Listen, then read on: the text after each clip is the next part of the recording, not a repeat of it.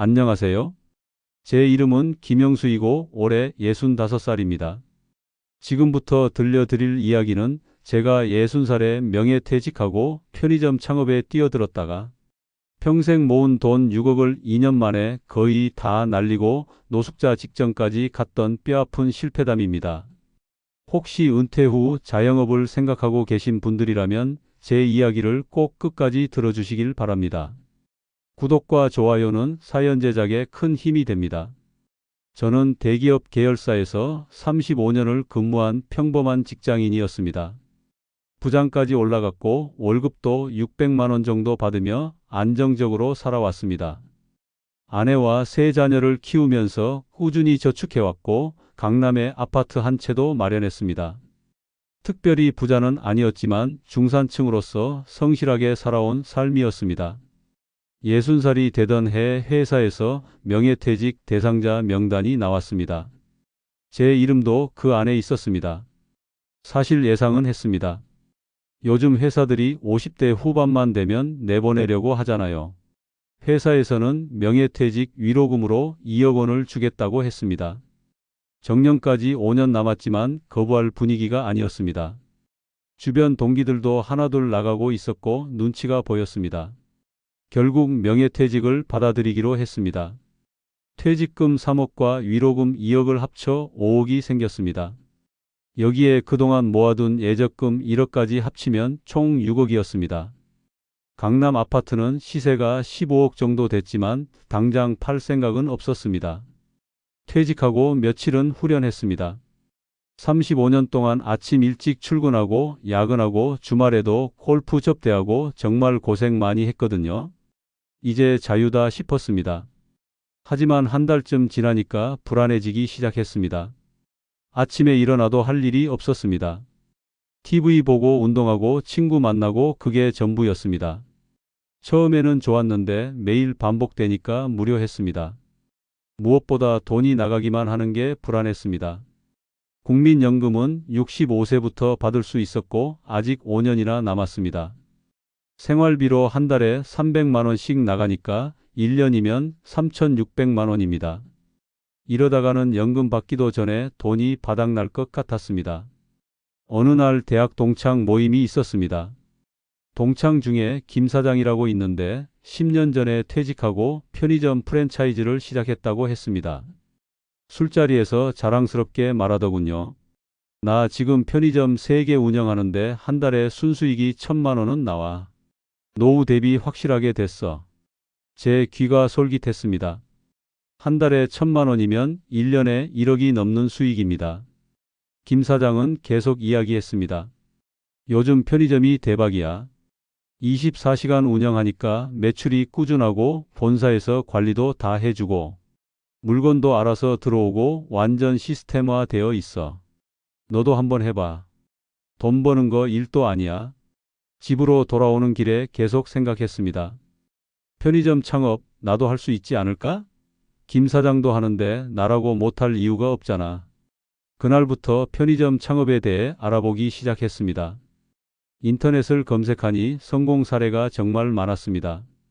퇴직금으로 편의점 차려서 월 수익 몇백만 원씩 번다는 후기들이 넘쳐났습니다. 편의점 프랜차이즈 본사 홈페이지를 들어가 봤습니다. 깔끔한 디자인에 성공 사례가 가득했습니다.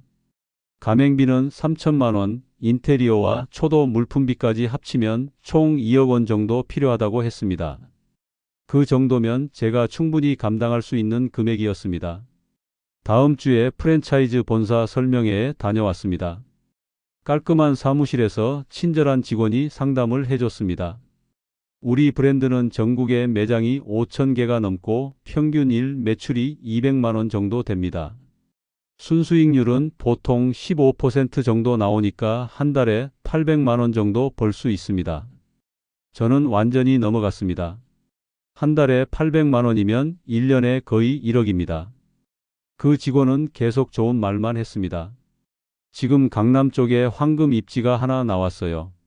역세권이고 유동인구도 많고 완전 대박 자리입니다. 경쟁이 치열해서 빨리 결정하셔야 합니다. 일주일 후 다른 프랜차이즈 본사 설명회에도 참석했습니다. 강남에 있는 본사 건물은 정말 깔끔하고 현대적이었습니다. 대기실에는 저처럼 중년 남성들이 20명쯤 앉아 있었습니다. 다들 비슷한 또래였고 비슷한 꿈을 꾸고 있는 것 같았습니다. 설명회가 시작됐습니다. 30대 초반으로 보이는 깔끔한 정장 차림의 남자 직원이 프레젠테이션을 시작했습니다. 화면에는 편의점 매출 그래프가 나왔습니다. 매년 우상향하는 그래프였습니다. 편의점 시장은 매년 성장하고 있습니다.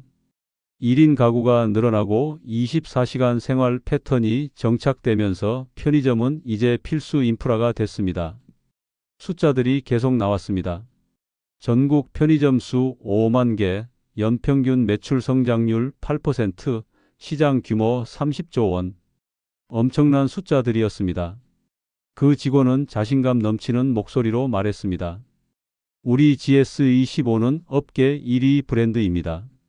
전국에 1만 5천 개 매장이 있고 가장 안정적인 시스템을 자랑합니다. 성공 사례가 나왔습니다. 55세에 퇴직한 김모 씨는 편의점을 시작한 지 6개월 만에 월 800만 원의 순수익을 달성했다고 합니다. 화면에는 밝게 웃는 김모 씨의 사진이 나왔습니다. 깔끔한 편의점 앞에서 엄지를 치켜 세우고 있었습니다. 또 다른 사례가 나왔습니다.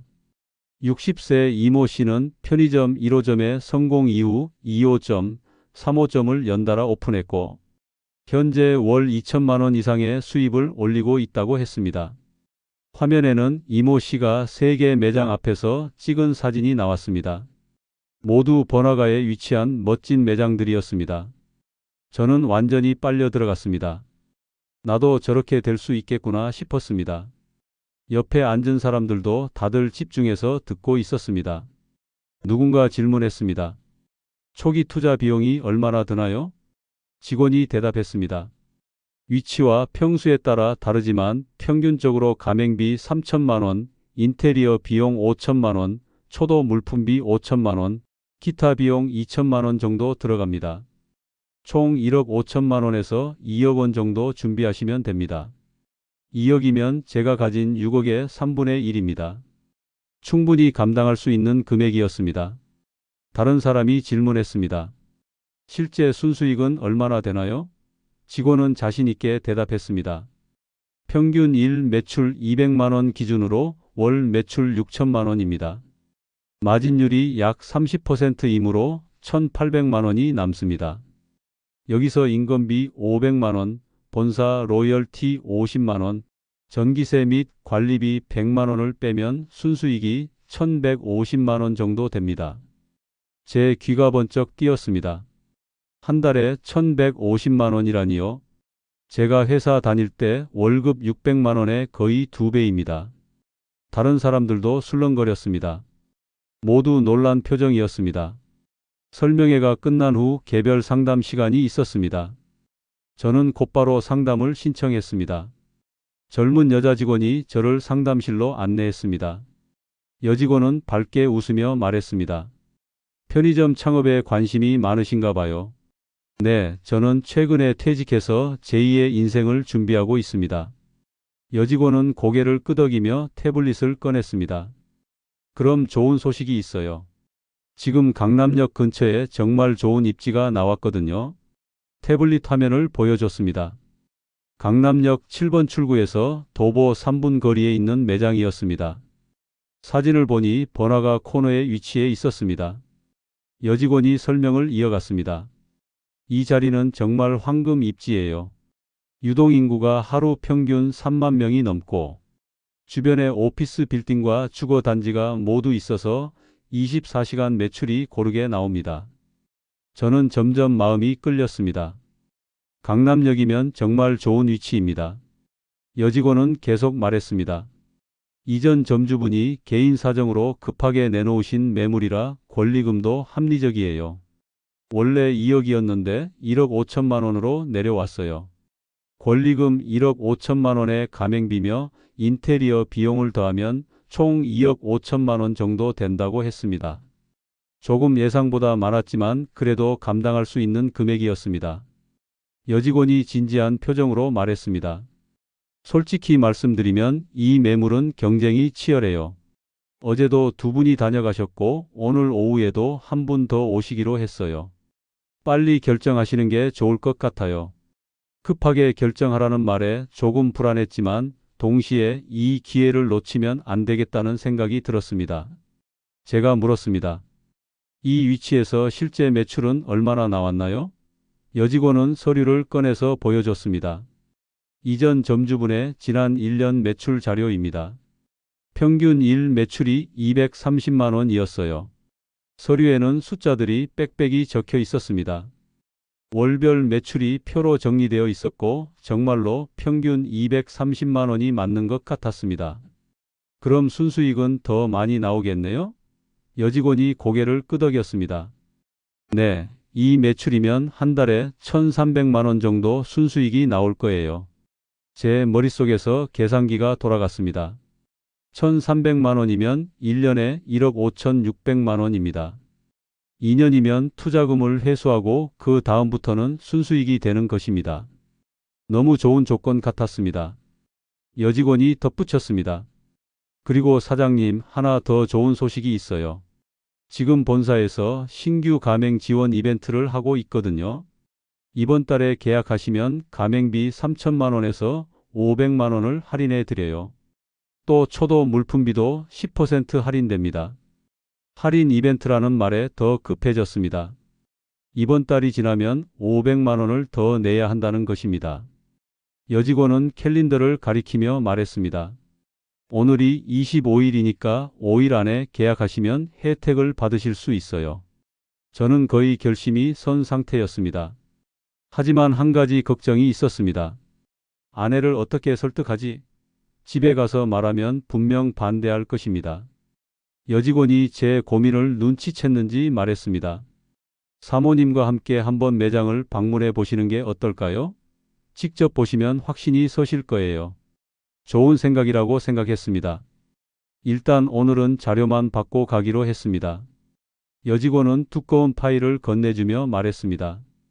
여기 모든 자료가 다 들어 있어요. 창업 가이드, 수익 구조, 계약서, 샘플까지 다 있으니까 집에서 천천히 검토해 보세요. 그리고 궁금한 점 있으시면 언제든 전화 주세요. 명함을 받았습니다. 박미영 팀장이라고 적혀 있었습니다. 밝게 웃으며 악수를 청하더군요. 사장님, 정말 좋은 기회예요. 이 위치는 정말 나오기 힘든 매물이거든요. 빨리 결정하시길 바랍니다. 본사 건물을 나오면서 파일을 들고 있는 제 손이 떨렸습니다. 흥분이 됐습니다. 드디어 제2의 인생을 시작할 기회가 온 것 같았습니다. 지하철을 타고 집으로 돌아오는 내내 파일을 들여다봤습니다. 집에 도착해서 아내에게 말했습니다. 여보, 나 오늘 편의점 프랜차이즈 설명회 다녀왔어. 아내의 표정이 굳었습니다. 편의점? 갑자기 무슨 편의점? 저는 최대한 차분하게 설명했습니다. 요즘 편의점이 정말 잘 된대. 한 달에 1,000만 원 이상 벌 수 있어. 김철수도 하고 있잖아. 아내는 고개를 저었습니다. 무슨 소리야? 편의점이 얼마나 힘든지 알아? 24시간 일해야 하는데 당신 나이에 어떻게 해? 그리고 돈은 얼마나 드는데? 저는 파일을 펼쳐서 보여줬습니다. 2억 5천만 원이면 시작할 수 있어. 우리한테는 충분히 감당할 수 있는 금액이야. 아내는 여전히 반대했습니다. 안 돼. 그 돈은 우리 노후 자금이야. 함부로 쓰면 안 돼. 만약에 망하면 어떻게 하려고? 저는 설득을 시도했습니다. 망하지 않아. 본사에서 모든 걸 지원해줘. 물건도 알아서 들어오고 마케팅도 해주고 완전 시스템화 되어 있어. 그냥 운영만 하면 돼. 아내는 팔짱을 끼고 날 쳐다봤습니다. 당신 편의점에서 일해본 적 있어? 손님 응대하고, 계산하고, 청소하고 그런 거 할 수 있어? 35년 동안 사무실에서만 일했는데? 저는 자신 있게 대답했습니다. 할 수 있어. 회사에서 팀도 관리하고 프로젝트도 진행했잖아. 편의점 하나 운영하는 게 뭐가 어렵겠어? 1시간 동안 설전이 벌어졌습니다. 아내는 계속 반대했고 저는 계속 설득했습니다. 결국 타협점을 찾았습니다. 일단 매장을 같이 가서 보자는 것이었습니다. 직접 보고 나서 최종 결정하기로 했습니다. 다음 날 박미영 팀장에게 전화했습니다. 내일 와이프랑 같이 매장 방문하고 싶은데요. 박 팀장은 반가워하며 대답했습니다. 좋아요. 그럼 내일 오후 2시에 매장에서 만나요. 제가 직접 안내해 드릴까? 이틀 후 아내와 함께 강남역으로 갔습니다. 7번 출구로 나와서 3분 정도 걸어가니 해당 편의점이 보였습니다. 코너 자리에 있었고 간판이 밝게 빛나고 있었습니다. 위치는 정말 좋아 보였습니다. 사람들이 계속 지나다니고 있었습니다. 박 팀장이 매장 앞에서 기다리고 있었습니다. 사장님, 사모님 오셨어요? 환영합니다. 함께 매장 안으로 들어갔습니다. 현재 점주인 50대 남성이 계산대에 앉아 있었습니다. 피곤해 보이는 얼굴이었지만 저희를 보고 인사했습니다. 매장은 깔끔했습니다. 진열대가 잘 정리되어 있었고 냉장고에는 음료수와 도시락이 가득했습니다. 규모는 약 30평 정도 돼 보였습니다. 손님들이 계속 들어와서 물건을 사고 나갔습니다. 매출이 괜찮아 보였습니다. 박 팀장이 설명했습니다. 이 매장은 작년에 리모델링을 해서 시설이 아주 좋아요. 냉장 시설도 최신형이고 POS 시스템도 업그레이드된 거예요. 뒤쪽으로 가니 작은 창고와 휴게실이 있었습니다. 여기서 쉬거나 식사도 할 수 있어요. 현재 점주에게 물어봤습니다. 매출은 실제로 어떻습니까? 점주는 한숨을 쉬며 대답했습니다. 매출은 괜찮아요. 하루 평균 200만 원 이상 나와요. 그럼 왜 그만두시는 거예요? 점주는 잠시 망설이더니 말했습니다. 건강이 안 좋아져서요. 밤낮 없이 일하다 보니 몸이 망가졌어요. 그 말이 조금 걱정됐지만 박 팀장이 재빨리 끼어들었습니다. 이 사장님은 혼자서 운영하셨거든요. 알바생을 제대로 쓰시면 그렇게까지 힘들지 않아요. 현재 점주는 더 이상 말하지 않았습니다. 표정이 복잡해 보였지만 저는 별로 신경 쓰지 않았습니다. 30분 정도 매장을 둘러본 후 근처 카페로 갔습니다. 박 팀장이 계약서를 꺼냈습니다. 어떠세요? 마음에 드시죠? 저는 고개를 끄덕였습니다. 위치도 좋고 매장 상태도 좋아 보였습니다. 옆에 앉은 아내는 여전히 표정이 굳어 있었지만요. 박 팀장이 계약서를 펼쳐서 설명했습니다. 권리금 1억 5천만 원, 가맹비 2,500만 원, 인테리어는 기존 걸 쓰시면 되니까 추가 비용 없고요. 초도 물품비 5천만 원, 기타 비용 2,500만 원 해서 총 2억 5천만 원입니다. 계약금은 10%인 2,500만 원이고요. 저는 거의 결심이 선 상태였습니다. 하지만 아내가 말했습니다. 계약서를 집에 가지고 가서 좀 더 검토해봐도 될까요? 박 팀장의 표정이 살짝 굳었습니다. 그게 사실 이 매물이 정말 인기가 많아서요. 오늘 오후에도 다른 분이 보러 오시거든요. 빨리 결정하지 않으시면 다른 분한테 넘어갈 수도 있어요. 다시 재촉하는 말이었습니다. 아내가 표정이 더 안 좋아졌습니다. 하지만 저는 이 기회를 놓치고 싶지 않았습니다. 제가 말했습니다. 일단 계약금만 넣겠습니다. 박 팀장은 환하게 웃으며 말했습니다. 아, 현명한 선택이세요. 절대 후회하지 않으실 거예요. 계약서에 사인하고 계약금 2,500만 원을 송금했습니다. 6억에서 2,500만 원이 나간 것입니다. 박 팀장은 계약서 사본을 건네주며 말했습니다.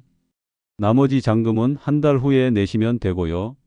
그때 인수인계 하시면 됩니다. 축하드려요, 사장님. 카페를 나오면서 아내가 조용히 말했습니다. 당신 정말 괜찮은 거야? 저는 자신 있게 대답했습니다. 괜찮아. 잘 될 거야. 하지만 아내의 표정은 여전히 어두웠습니다. 그때 그 표정을 제대로 봤어야 했습니다. 한 달 후 잔금 2억 2,500만 원을 입금했습니다. 통장 잔고가 6억에서 3억 5천만 원으로 줄었습니다. 하지만 걱정되지 않았습니다. 곧 매달 1,000만 원 이상 벌게 될 테니까요. 인수인계 날이 왔습니다. 이전 점주가 하루 동안 운영 방법을 알려줬습니다. POS 기계 사용법, 물건 발주 방법, 재고 관리, 청소 방법 등을 빠르게 설명했습니다. 하지만 너무 빨라서 다 이해하기 어려웠습니다. 천천히 다시 설명해 주실 수 있나요? 이전 점주는 피곤한 표정으로 말했습니다. 하다 보면 금방 익숙해져요. 그리고 본사에서 교육도 해줄 거예요. 저녁이 되자 이전 점주가 말했습니다. 그럼 이제 인계는 끝났으니까 저는 가볼게요. 행운을 빕니다. 그렇게 그는 떠났습니다. 갑자기 저 혼자 남겨진 것입니다. 매장을 둘러보니 막막했습니다. 손님이 들어왔습니다. 어서 오세요. 최대한 밝게 인사했습니다. 손님은 라면과 김밥을 집어들고 계산대로 왔습니다. POS 기계를 눌러서 계산을 시도했습니다. 어떻게 하는 거지? 바코드를 찍어야 하는데 제대로 안 찍혔습니다. 손님이 짜증난 표정으로 기다리고 있었습니다. 죄송합니다. 처음이라서요. 몇 번 시도 끝에 겨우 계산을 마쳤습니다. 다음 손님이 들어왔습니다. 담배 한 보루 주세요. 담배요? 어디 있는지 찾아봤습니다. 계산대 뒤쪽 선반에 담배가 있었습니다. 무슨 담배 드릴까요? 말보로 레드요. 말보로를 찾았습니다. 레드가 어떤 건지 몰라서 하나하나 확인했습니다.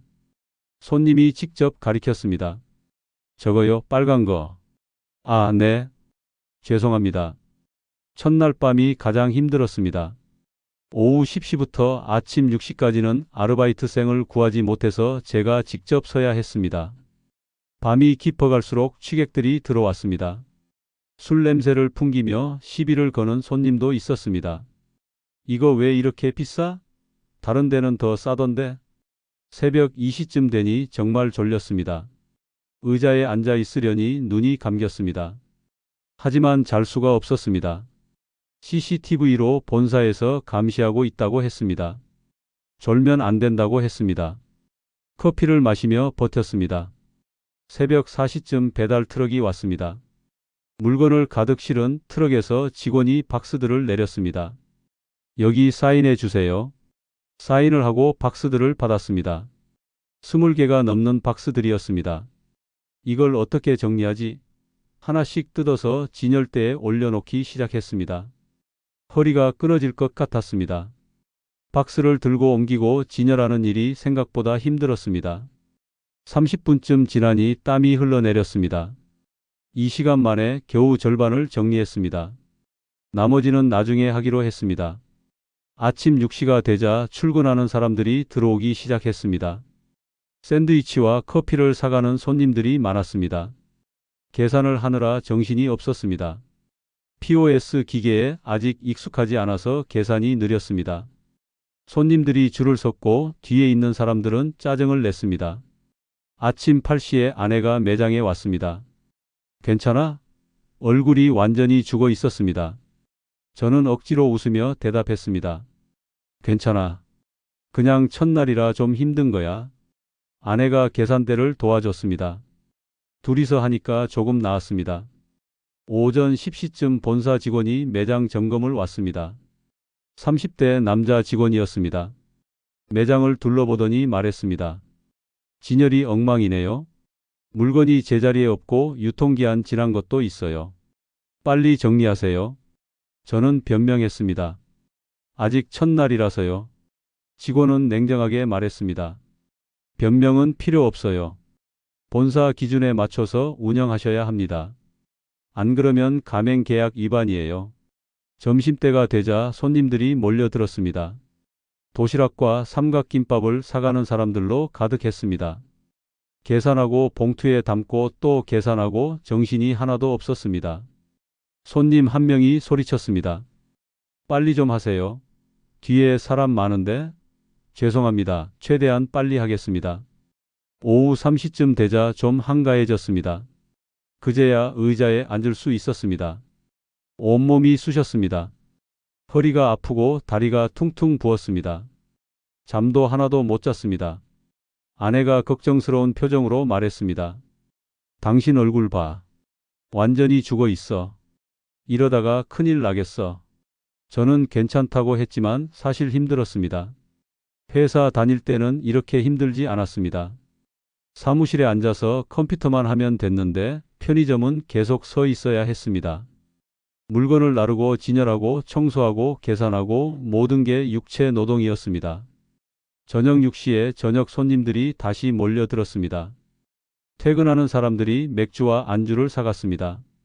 담배를 사는 손님도 많았습니다. 계속 서서 일했습니다. 밤 10시가 되자 다시 야간 근무가 시작됐습니다. 아르바이트생을 구하기 전까지는 제가 직접 해야 했습니다. 첫날 밤부터 아침까지 24시간을 거의 서서 일했습니다. 집에 들어가니 쓰러질 것 같았습니다. 침대에 누우니 온몸이 끊어지는 것 같았습니다. 이게 정말 제가 꿈꾸던 일인가 싶었습니다. 하지만 이제 시작일 뿐이었습니다. 다음 날도 같은 일이 반복됐습니다. 새벽 배송, 진열, 계산, 청소. 끝이 없었습니다. 3일째 되는 날 몸이 완전히 망가졌습니다. 허리를 제대로 펴지 못했습니다. 디스크가 온 것 같았습니다. 다리도 너무 아파서 제대로 걷지 못했습니다. 급하게 아르바이트생을 구했습니다. 구인 사이트에 공고를 올렸습니다. 시급 1만 원, 야간 근무 가능자. 며칠 후 20대 청년 2명이 연락을 왔습니다. 면접을 보고 바로 채용했습니다. 한 명은 오후 2시부터 10시까지, 다른 한 명은 밤 10시부터 아침 6시까지 근무하기로 했습니다. 아르바이트생 급여가 문제였습니다. 2명이 하루 8시간씩 일하면 한 명당 8만 원입니다. 2명이면 16만 원입니다. 한 달이면 480만 원입니다. 예상보다 훨씬 많은 금액이었습니다. 본사에서는 월 인건비 500만 원이라고 했는데 실제로는 더 들었습니다. 게다가 아르바이트생들이 제대로 일을 하지 않았습니다. 계산을 틀리거나 물건 정리를 안 하거나 청소를 대충 하거나 그랬습니다. CCTV를 확인해 보니 손님이 없을 때 휴대폰만 보고 있었습니다. 주의를 줘도 며칠 지나면 다시 똑같았습니다. 한 달 후 첫 급여 날이 왔습니다. 2명에게 480만 원을 입금했습니다. 통장 잔고가 또 줄었습니다. 본사 로열티도 50만 원을 입금했습니다. 전기세 청구서가 왔는데 80만 원이었습니다. 생각보다 많이 나왔습니다. 냉장고를 24시간 돌려야 해서 전기세가 많이 나온다고 했습니다. 월말에 수익을 계산해 봤습니다. 한 달 매출이 6,300만 원이었습니다. 예상보다 조금 많았습니다. 하지만 원가를 제하니 마진이 1,900만 원이었습니다. 여기서 인건비 480만 원, 본사 로열티 50만 원, 전기세 80만 원, 수도세며 기타 관리비 70만 원을 빼니 순수익이 1,220만 원이었습니다. 본사에서 말한 1,300만 원보다는 적었지만 그래도 괜찮았습니다. 첫 달 치고는 나쁘지 않다고 생각했습니다. 하지만 문제는 제 몸이었습니다. 한 달 동안 매일 12시간씩 일했더니 완전히 망가졌습니다. 병원에 가니 디스크 진단을 받았습니다. 당분간 무리하지 말라고 했습니다. 물리치료를 받으러 병원에 다녔습니다. 치료비가 한 달에 50만 원 나왔습니다. 순수익에서 또 50만 원을 빼니 실제로 남는 돈은 1,170만 원이었습니다. 그래도 괜찮다고 스스로를 위로했습니다. 두 번째 달에 문제가 생겼습니다. 야간 아르바이트생이 갑자기 그만뒀습니다. 더 좋은 일자리를 찾았다는 것입니다. 급하게 새 알바생을 구해야 했지만 야간 근무를 하겠다는 사람이 없었습니다. 시급을 1만 2천 원으로 올렸습니다. 그제야 한 명이 지원했습니다. 하지만 시급을 올리니 인건비가 한 달에 550만 원으로 늘어났습니다. 오후 알바생도 시급을 올려달라고 했습니다. 다른 편의점은 더 준다는 것입니다. 할 수 없이 시급을 올렸습니다. 인건비가 600만 원이 됐습니다. 세 번째 달에는 야간 알바생이 자다가 도둑을 당했습니다. CCTV를 확인하니 새벽 3시쯤 알바생이 의자에서 졸고 있었고 그 사이에 누군가 들어와서 술과 담배를 가져갔습니다. 50만 원어치 피해였습니다. 알바생은 미안하다고만 하고 배상은 하지 않았습니다. 본사에 연락했더니 점주 책임이라고 했습니다. 알바생 관리를 제대로 못한 점주 과실이라는 것입니다. 화가 났지만 어쩔 수 없었습니다. 50만 원은 제가 손해를 봤습니다. 그 알바생을 해고하고 새로운 사람을 구했습니다. 하지만 사람 구하기가 정말 어려웠습니다. 한 명이 지원했는데 3일 만에 그만뒀습니다. 너무 힘들다는 것입니다. 다른 사람을 구할 때까지 제가 직접 야간 근무를 뛰어야 했습니다. 다시 밤샘 근무가 시작됐습니다. 낮에도 일하고 밤에도 일하니 하루에 4시간밖에 못 잤습니다. 몸이 완전히 망가지기 시작했습니다. 혈압이 올라갔고 당뇨 수치도 나빠졌습니다. 병원에서 이러다가 큰일 난다고 경고했습니다. 하지만 쉴 수가 없었습니다. 사람이 없으니 제가 해야 했습니다. 아내도 힘들어했습니다. 매일 매장에 나와서 일을 도와줬습니다. 계산도 하고 청소도 하고 물건 정리도 했습니다. 둘 다 편의점에 매여 있었습니다. 아내가 어느 날 울먹이며 말했습니다. 이거 잘못된 것 같아. 우리 왜 이렇게 살아야 해? 하지만 이미 2억 5천만 원을 투자한 상태였습니다. 지금 그만두면 그 돈을 다 날리는 것입니다. 참아야 했습니다. 조금만 더 버티면 익숙해질 거라고 스스로를 달랬습니다. 네 번째 달 본사에서 연락이 왔습니다. 매출이 목표에 미달한다는 것입니다. 프로모션을 하라고 했습니다. 1+1 행사나 할인 행사를 해서 매출을 올리라는 것입니다. 문제는 그 비용을 제가 부담해야 한다는 것이었습니다. 본사에서는 행사 기획만 하고 실제 비용은 가맹점주가 내는 구조였습니다. 1+1 행사를 하면 물건 원가의 절반을 제가 손해보는 것입니다. 한 달에 프로모션 비용으로 100만 원이 나갔습니다. 순수익이 또 줄어들었습니다.